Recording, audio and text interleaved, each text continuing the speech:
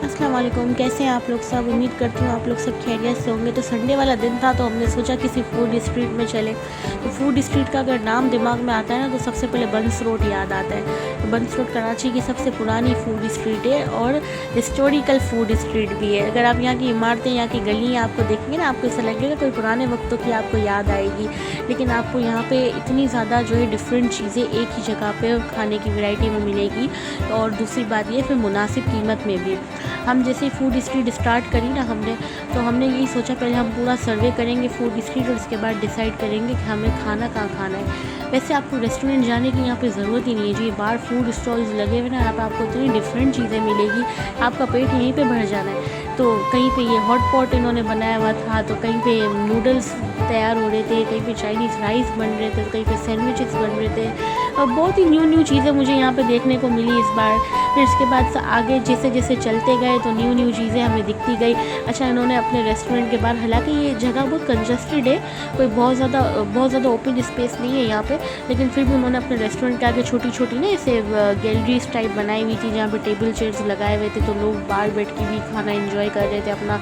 जो इंडोर में मतलब नहीं पसंद करते तो वो बाहर भी मतलब बैठे हुए थे। कहीं पे तवा आइसक्रीम बन रही थी, तो कहीं पे मटके वाला लिमका था। गोल गप्पे इतने टाइप्स के थे, कोई इतने बड़े बड़े गप्पा चाट बन रहे थे।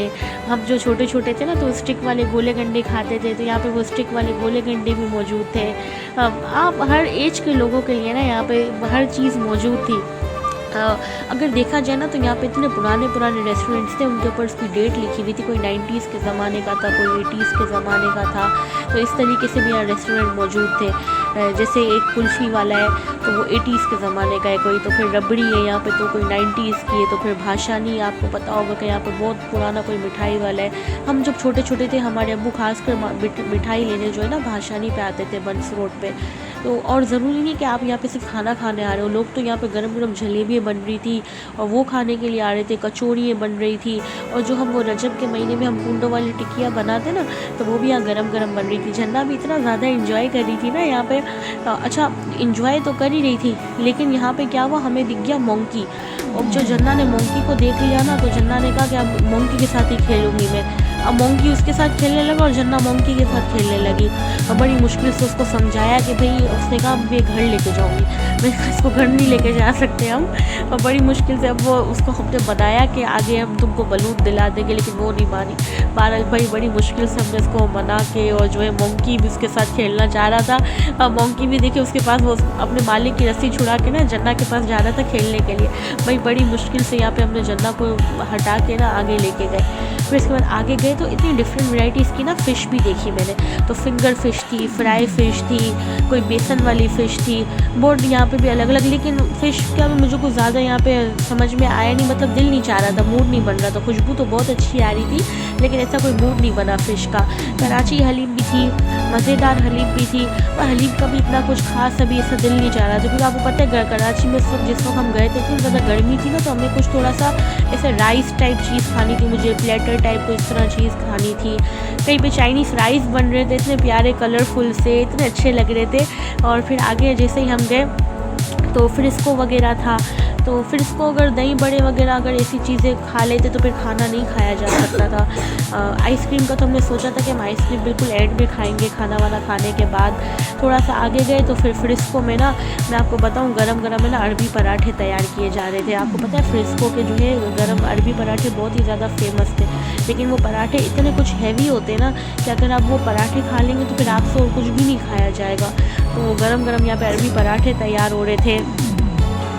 तो आगे हम थोड़ा सा और गए ना, तो इसके बाद हमने सोचा कि अब ये तो जितना हम आगे चलते जाएंगे तो न्यू चीज़ें दिखती जाएगी। फिर हम दोबारा से हमने टर्न लिया। तो इसके बाद टर्न लेने के बाद हमने सोचा अब कहाँ जाया जाए। तो मैंने ना 2-3 उसमें वीडियोस में देखा था, बंस रोड की वीडियोस में लोगों ने व्लॉग बनाए हुए थे, कि उसमें प्लेटर हाउस का जिक्र किया था और वहीद कबाब हाउस का बताया था और 1-2 सज्जी का बताया था। तो हमने सोचा कि फिर इनमें से कोई चूज़ कर लिया जाए। देखिए यहाँ पे गरम गरम कटाकट तैयार हो रहा है। तो फिर इसके बाद है ना हमने प्लेटर हाउस जाने का सोचा कि प्लेटर हाउस ही चलते। ये मटका आप रेड वाला अगर देखेंगे ना तो इतना पुराना, मतलब छोटे छोटे थे तब से ऐसा ही देखते हुआ है, लेकिन इसका टेस्ट अब पहले जैसा नहीं रहा, ये भी मैं आपको बता दूँ, काफ़ी चेंज हो गया है। प्लेटर हाउस हम लोग चले गए, लेकिन मैं आपको सही बता रही हूँ मैं आपको सजेस्ट नहीं करूँगी कि आप लेटर हाउस जाओ। एक तो वहाँ पे इतवार की वजह से क्राउड बहुत था, इतना ज़्यादा कंजस्टेड एरिया था। तख़्त के अलावा तो दूसरा ऑप्शन नहीं था हमारे पास। यहाँ पे टेबल चेयर्स भी थे लेकिन क्राउड बिल्कुल हाउसफुल था, तो फिर हमने तख़्त ही चूज़ करा। अच्छा, ऑर्डर देने के बाद आपने कम से कम यहाँ पे चले क्राउड था तो कम से कम आधा घंटा वेट करना है, लेकिन वेटर जो है ना यहाँ पे आपने वेटर को बिल्कुल परेशान नहीं करना। जिस वेटर को आपने ऑर्डर दिया है ना, तो अगर आपको पानी की जितनी भी प्यास लगी होगी लेकिन दूसरा वेटर आपको पानी नहीं ला के देगा, तो ये मैं आपको पहले से बता दूँ। तो वेटर को बिल्कुल आपने परेशान नहीं करना है। फिर इसके बाद बड़ी मुश्किल से हमने मेन्यू आया हमारे पास।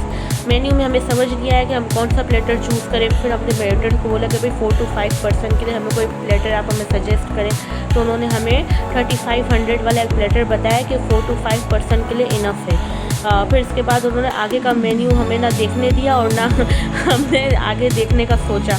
बहरहाल भाई इसके बाद जन्ना ने बोला कि अब जन्ना खुद मेन्यू देखने लगी कि मुझे क्या खाना है। तो जन्ना को है ना जो सीख कबाब बड़े याद है, तो उसने मेन्यू देख के सबसे कहा कि पहले मुझे सीख कबाब खाने। लेकिन यहाँ पे गर्मी से मैं आपको बताऊँ इतना बुरा हाल था और मेन्यू मतलब ऑर्डर आने का नाम नहीं दे रहा था कि भूख बहुत ज़ोर से लगी थी। जब तक जन्ना ने तो बेचारी ने अपना मेन्यू देख देख के ही ना पेट भर लिया। फिर इसके बाद यहाँ पे प्लेटर आया। ये जो पहाड़ जितना आप प्लेटर देख रहे हो ना, आप किसी कीमत पे यहाँ पे आप फिनिश नहीं कर सकोगे। मैं आपको बताऊँ क्वांटिटी बहुत ज़्यादा थी इसकी, अच्छे मतलब पैसे भी मुनासिब थे, लेकिन आप इसको खा नहीं सकोगे। ये भी मैं आपको बताती हूँ, गर्मी इतनी ज़्यादा बेतहाशा गर्मी कि इस प्लेटर ने ना मेरे पसीने छुड़वा दिए। मुझसे यहाँ पे ये थोड़ा भी नहीं खाया गया बिल्कुल। मैंने थोड़ा सा जो चावल निकाले, अच्छा मैंने इसकी पहली मलाई बोटी ली ना, और जब मैंने मलाई बोटी को उसको तोड़ा तो वो अंदर से रेड थी और कच्ची थी। तो उसके बाद दूसरा तो मेरे को पीस लेने का फिर दिल ही नहीं करा। बस इसके बाद हमने उसको बोला कि भाई हमें माफ़ी दे दो और ये प्लेटर जो है ना ये बहुत इसने हमारे पसीने छुड़वा दिए, इसको पार्सल कर दो।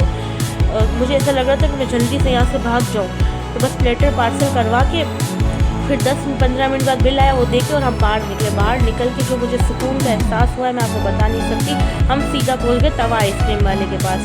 तो तवा आइसक्रीम खा के जो अंदर तक जो ठंडक पहुंची है ना, मैं आपको बता नहीं सकती। जो वहाँ पर मैं गर्मी से परेशान हो गई, और इन्होंने इतनी कोई अच्छी बनाई ना, इतने अच्छे तरीके से बनाई। यहाँ पे आइसक्रीम हमारी आंखों के सामने ही हमने चॉकलेट चिप आइसक्रीम ऑर्डर करी थी, और टेस्ट में भी बहुत ज़्यादा अच्छी थी और बनाने का तरीका भी इनका बहुत ज़्यादा मुझे अच्छा लगा। ये एक मतलब मुझे अच्छी न्यू चीज़ भी लगी और बहुत अच्छी भी लगी। मैंने नेट पे तो देखी थी, काफ़ी बार वीडियोस में भी देखी थी, लेकिन फ़र्स्ट टाइम अभी मैंने ट्राई करी। तो ये आइसक्रीम खा के ना कुछ वाकई में बहुत ज़्यादा सुकून मिला। फिर इसके बाद आइसक्रीम खाने के बाद हम पहुँचे बाबा रबड़ी के पास। बाबा रबड़ी आपको पता है बहुत ही ज़्यादा पुरानी वंश रोड की पुरानी रबड़ी यहाँ पे शॉप है। तो हमने कहा हर चीज़ यहाँ पे ट्राई करनी चाहिए इनकी, कि कौन सी चीज़ सबसे ज़्यादा अच्छी है। तो मैंने यहाँ पे लच्छे वाली रबड़ी और रबड़ी खीर और रसमलाई और दूध दुलारी, मैंने इनकी एक एक प्लेट सबकी मतलब मंगवा ली।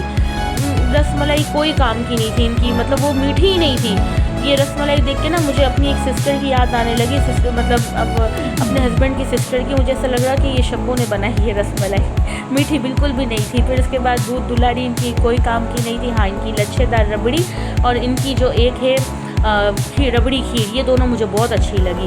यहाँ पे हमने ये मटके वाला जो लिमका पिया ना, ये इतना ही कोई इंतहाई अच्छा लिमका था इनका, इतना जायके में मैं आपको क्या, काला खट्टा फ्लेवर और मिर्ची फ्लेवर इनका बहुत अच्छा था। पूरा दिन फूड स्ट्रीट एंजॉय करने के बाद अब हम घर की तरफ जा रहे हैं। तो आई होप आप लोगों को बहुत मज़ा आया होगा, तो आपने भी मेरे साथ फूड स्ट्रीट एंजॉय करोगी। Thank you for watching my vlogs, और प्लीज़ सब्सक्राइब ज़रूर करना, शेयर ज़रूर करना।